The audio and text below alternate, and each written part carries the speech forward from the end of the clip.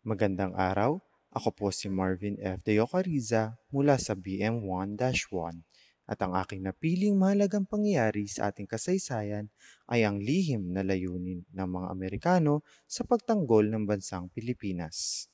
Ang pangyayaring ito ay naitala noong 1878 na kung saan ang mga Amerikano ay binayaran ang mga Kastila na kung saan ang kanilang kasunduan ay papalabasin na tayo ay pinalaya na nila mula sa pananakop ng mga Espanyol at ang labanan nga na ito ay naganap noong ika-13 na Agosto kapareho na taon na naitala na kung saan ito ay tinatawag na huwad na labanang Amerikano-Espanyol sa Maynila na kung saan ito rin ay naging simula ng pananakop ng imperialistang US sa Pilipinas.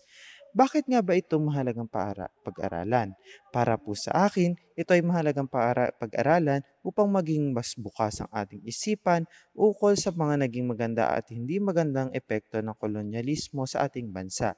Dahil marami sa atin ang tingin sa kolonyalismo, pagkakaroon ng kolonyalismo kaisipan ay negatibo. Ngunit dito, mas nais ko na makita ng bawat isa na ang kolonyalismo kaisipan ay maaaring magkaroon din ng magandang epekto.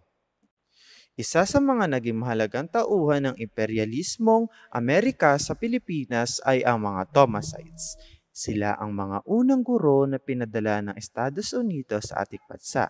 Ang kanilang pangalan ay hango mula sa kanilang sinakyan na barko patungo rito na ang pangalan ay 5.5 Thomas na may sakay na 600 mga guro na dumating noong ika-12 ng Agosto taong 1901.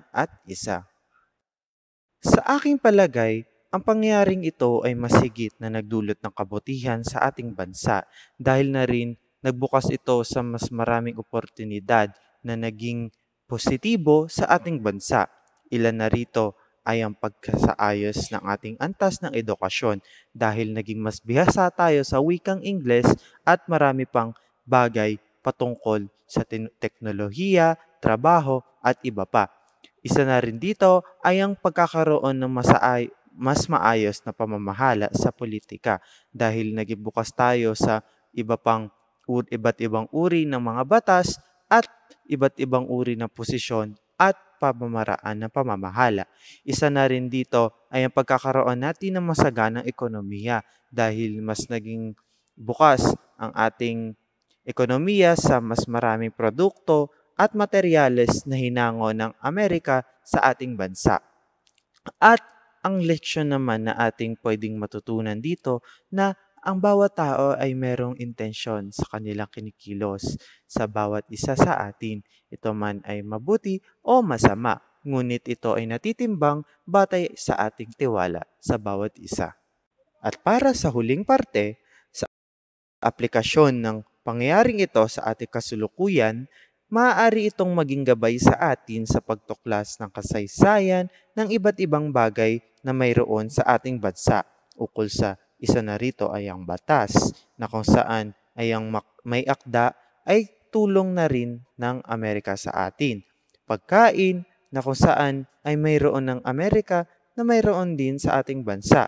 Teknolohiya na kung saan ang nagsilbing creator o tagagawa nito ay ang Amerika na pinakikinabangan natin ngayon, kultura na halos may pagkakapareho ang mga nakagawian natin sa Amerika na ating na isabuhay na rin at tinanggap sa ating kultura. At marami bang ibang bagay sa ating modernong panahon ng pamumuhay. Isa na rin sa pwede nating aplikasyon na makuha mula dito sa pangyayaring ito ay ang paggamit nung isa sa mga naging malaking tulong sa atin ng imperialismong Amerika.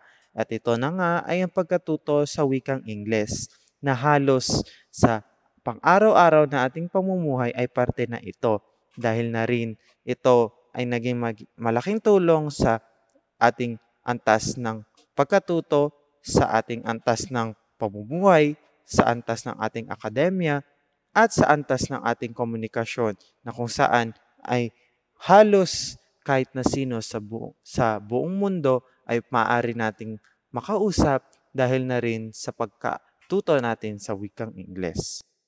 At yun na nga ang aking napiling pangyayari